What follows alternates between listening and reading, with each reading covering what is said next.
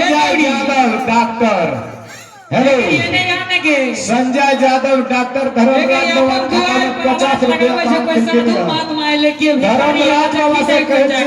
धर्मराज बाबा इस संजय डॉक्टर के बाल बच्चा का सुखी शांति रखे माँ सरस्वती विद्या के भंडार दी जय हो धर्मराज बाबा। एक नोड़ी दुआर पर के साधु महात्मा की भीख मांगा कोई जय हो उमेश